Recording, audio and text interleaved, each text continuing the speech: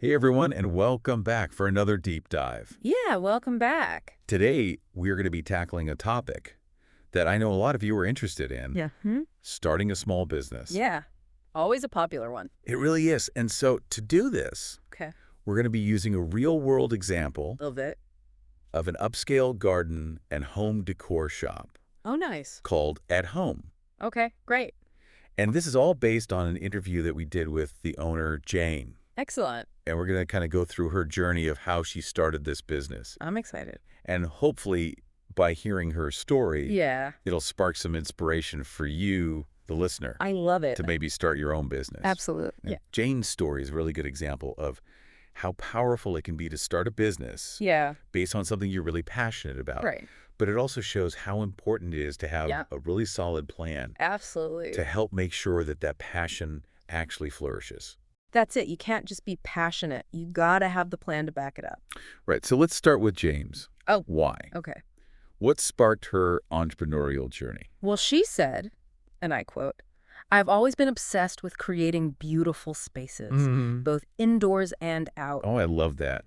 And she was able to combine this love for home decor Yeah. and gardening with this desire that she had for independence. Wow. And that's how At Home was born. Oh, that's fantastic. Isn't that great? It makes you think about Yeah. what are your own passions, listener? Right. Like, what is the thing that you could potentially build a business around? What problem are you solving? Yeah, like what need are you fulfilling Exactly. that you are also super passionate about? It's got to be something you love. Right, because that's what's going to keep you going Exactly. when things get tough. You got to have that fuel.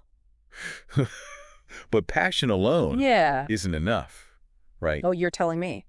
To have a successful business. Definitely not. So Jane was actually really smart about the location that she chose for her shop. I see where you're going. She put At Home in an area with a lot of professionals Okay. who had disposable income.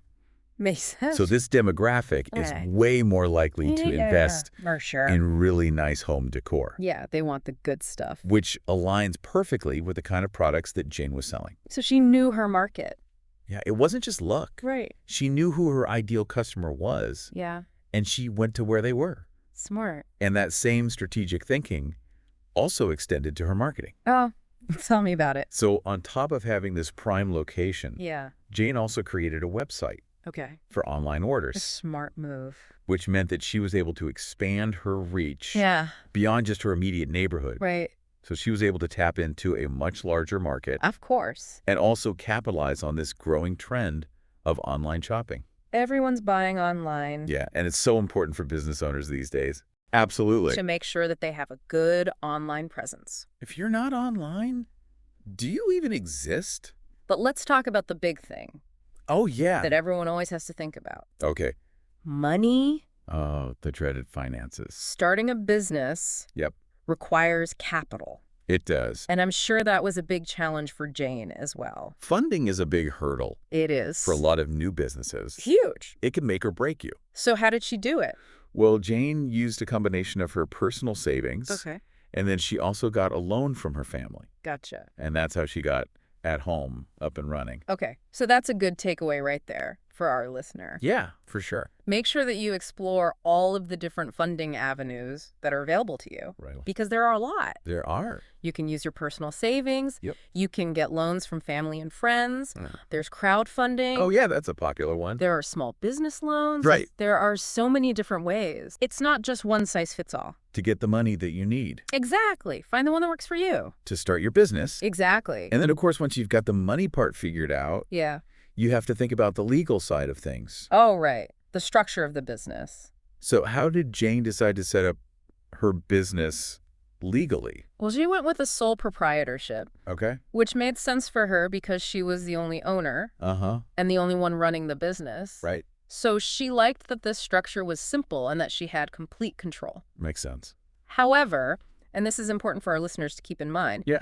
a sole proprietorship doesn't offer the same level of legal protection Okay. as other business structures, like an LLC, Run an LLC. Yeah. Yeah. which stands for Limited Liability Company. Okay. It basically provides like a legal barrier Okay. between your personal assets and the business's assets. Interesting. Yeah, so it protects you from personal liability Wow. if there are ever any legal issues with the business. So like if the business gets sued or something, Yeah, exactly. then they can't come after your personal assets. In theory, that's the idea. That's great. Yeah, so it's definitely something to consider. It's good that Jane considered her options Yeah. because it shows that she had done her research. Yes, she was prepared. And knew the ins and outs Exactly. of the different business structures. It's not just about picking one and hoping for the best. Right. You have to know what you're getting into. Did she actually seek out any expert advice when she was going through this process? She did, actually. Okay. She consulted with her accountant Of course. to get guidance on the financial and legal aspects. Smart. Yeah.